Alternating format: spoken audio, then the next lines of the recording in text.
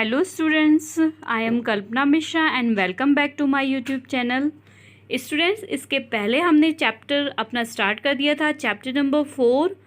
ठीक है, तो इसमें इंट्रोडक्शन पार्ट हमारा कंप्लीट हो गया था, जिसमें हमने टेबल कौन सी करनी है, टेबल 4.2.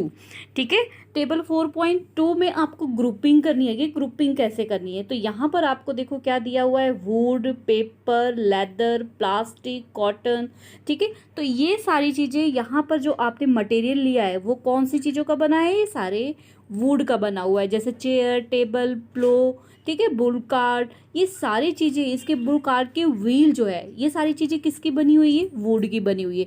ठीक है, तो यहाँ पे आपने किसकी ग्रुपिंग की है, वुड से जितने मटेरियल बने हैं उनकी ग्रुपिंग की है. ठीक है, उसके बाद अगला मटेरियल जो भी आपका पेपर का बना हुआ है, जैसे कि book, notebook, newspaper, toys, calendar, ये सब किसके बने हैं, पेपर के बने हुए हैं. ठीक है, तो यहाँ पे हमने किसकी कलेक्शन की है, पेपर से जितने भी मटेरियल बने हैं. ठीक है, इसी तरीके से यहाँ पे आपने कलेक्शंस लिखनी है लेदर की, प्लास्टिक की और कॉटन की, कि इनसे जो जो चीज़ें बनी है. ठीक है, आई होप बच्चों आपको ये अच्छे से समझ आ गया. ठीक है, अब नेक्स्ट पार्ट है, इसका बहुत ही इंपॉर्टेंट पार्ट है, वो हम स्टार्ट करने जा रहे हैं, property of the material, most important part.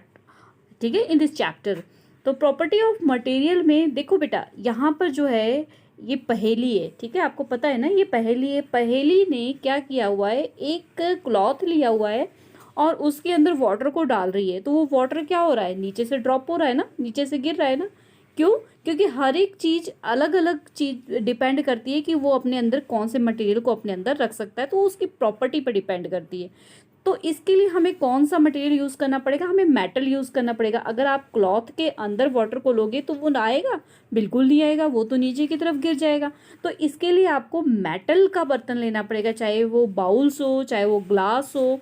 ठीक है, तो आपको उसको मेटल की चीज़ें लेनी पड़ेगी और उसके अंदर जो है डालना पड़ेगा सारा. ठीक है, तो नेक्स्ट उसके बाद आपने क्या करना है कि अब हम इसमें मेटल की प्रॉपर्टीज़ पढ़ेंगे कि मेटल की प्रॉपर्टीज़ होती क्या है. तो इसके लिए आपको एक एक्टिविटी पहले दिया हुआ है, इस एक्टिविटी को आपने देखना है. Collect some pieces of the material, जैसे कि paper, cardboard, wood, copper wire, aluminium sheet, chalk, और भी जो भी आपको लगता है कि इसमें शाइन है उनको. अब ये सारे जो मटेरियल आपने इकट्ठे किए ना, इसमें से आपने सेपरेट करना है. किसको सेपरेट करना है, उसको सेपरेट करना है जो शाइनी है, जिसके अंदर चमक है. ठीक है, तो जैसे आपने पेपर लिया, कार्डबोर्ड लिया, वुड लिया, कॉपर वायर लिया, एल्यूमिनियम शीट लिया, चॉक लिया, तो आप क्या ऑब्जर्व करोगे, आप ये ऑब्जर्व करोगे जो एल्यूमिनियम की शीट है और वो कॉपर वायर है वो तो क्या हो रहे, शाइनी है, तो आपने उनको अलग कर लिया. ठीक है, now observe as the teacher cut each material into two pieces and look at the freshly cut surface. What do you notice? Does the freshly cut surface of some of these material appear shiny? तो अब जो ये आपने material को अलग किया है, अगर आपके टीचर ने उसको कट किया या आपने उसको कट किया, अब कट करने के बाद जहाँ से कट किया है ना, आप देखोगे वहाँ पे उसका सरफेस शाइनी है, चमक है उसके अंदर. ठीक है, तो do you notice such as shiny और लस्टर, मतलब चमकना, जो शाइन है उसी को लस्टर भी हम बोलते हैं. ठीक है, तो ये दोनों सेम चीज़ें हैं, ये आपने ध्यान रखना. लस्टर मीन्स भी कोई उसकी जो चमकने की प्रॉपर्टी होती है उससे ही लस्टर बोलते हैं.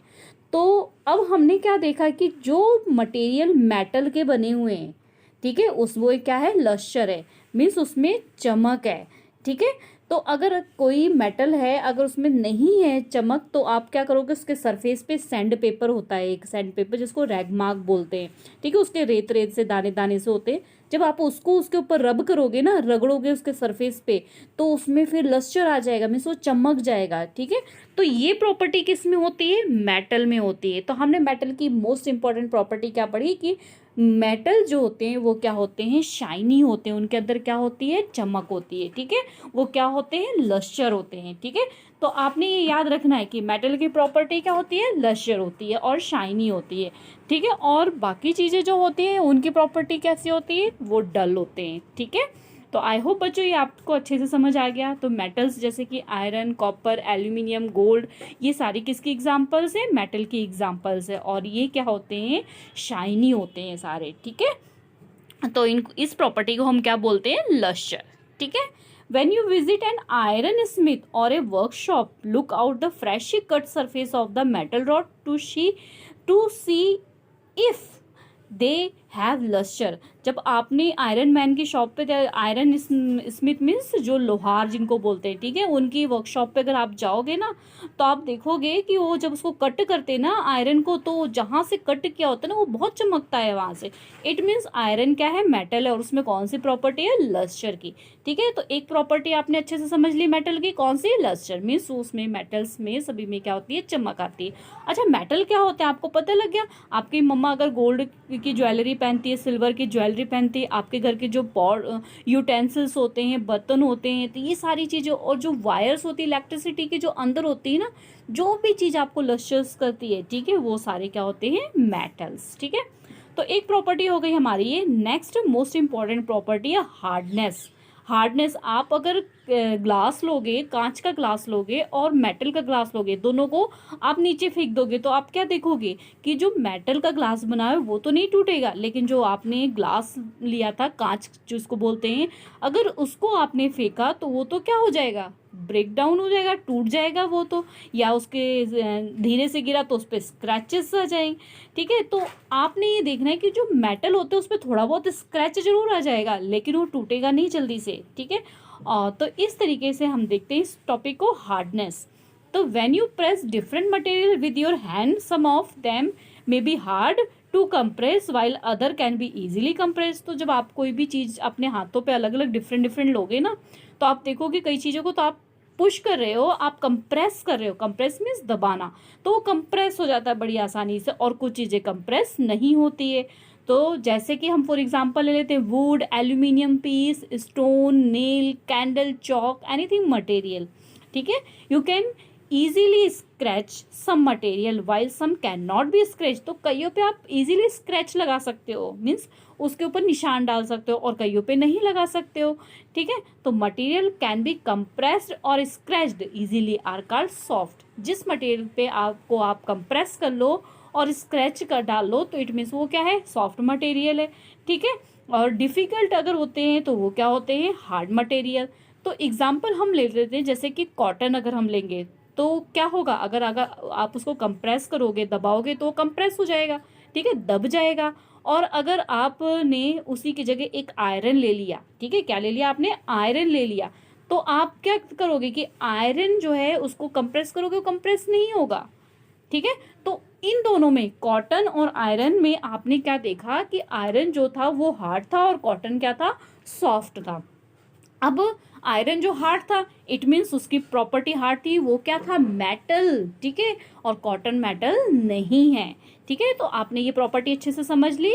इन appearance material can be different property. देखने में हमारे पास दो अलग प्रॉपर्टी होगी, एक तो उसकी लस्टर होती है, चमक पे डिपेंड करती है, दूसरी उसके किस पे, हार्डनेस पे, और उसका सरफेस क्या है, रफ है या फिर स्मूथ है। Can you think property of describe the appearance of a metal.